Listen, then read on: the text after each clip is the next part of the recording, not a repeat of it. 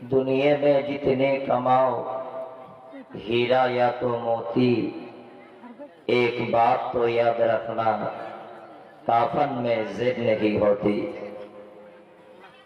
इस दुनिया में मुअज़्ज़ज़ से मुसलमान होकर जलील और खार हुई तारीखे कोरा होकर गोटा विश्व जखन एगिए चलेছে আমরা তখন বসে বিবি তালাকের ফতোয়া খুঁজেছি ফিকহ হাদিস চষে।